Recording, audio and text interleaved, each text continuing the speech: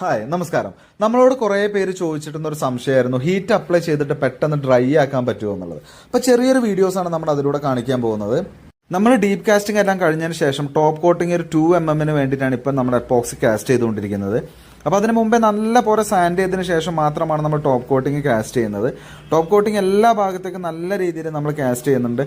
Top coating maximum thickness വരുന്നത് 2 mm ആണ് നമ്മളിപ്പോൾ അപ്ലൈ ചെയ്യുന്നത്. നമുക്ക് എത്ര സൈസിൽ വേണമെങ്കിലും 2 mm 4 mm 5 mm 10 mm വേണമെങ്കിൽ നമുക്ക് ടോപ്പ് കോട്ടിംഗ് കാസ്റ്റ് ചെയ്യാം. നമ്മളിപ്പോൾ ഈ ഒരു വർക്കിന് വേണ്ടിയിട്ട് 2 mm ആണ് ടോപ്പ് കോട്ടിംഗ് കാസ്റ്റ് ചെയ്യുന്നത്. അപ്പോൾ നമ്മൾ മിക്സ് ചെയ്ത് ഒഴിച്ചതിനകത്ത് കാണാം, നിങ്ങൾ വീഡിയോസ് ശ്രദ്ധിച്ചു കഴിഞ്ഞാൽ കാണാം, അത്യാവശ്യം നല്ല രീതിയിൽ ബബിൾസ് വന്നിട്ടുണ്ട്. അപ്പോൾ ബബിൾസ് റിമൂവ് ചെയ്യുക മാത്രമാണ് ഹീറ്റ് അപ്ലൈ ചെയ്തുകൊണ്ട് നമ്മൾ ചെയ്യുന്നത്. അപ്പോൾ അതിന് വേണ്ടിയിട്ട് ഹീറ്റ് ഗൺ ഉപയോഗിച്ചിട്ടാണ് നമ്മൾ കംപ്ലീറ്റ്ലി ഹീറ്റ് അപ്ലൈ ചെയ്തിട്ടാണ് ബബിൾ റിമൂവ് ചെയ്യുന്നത്.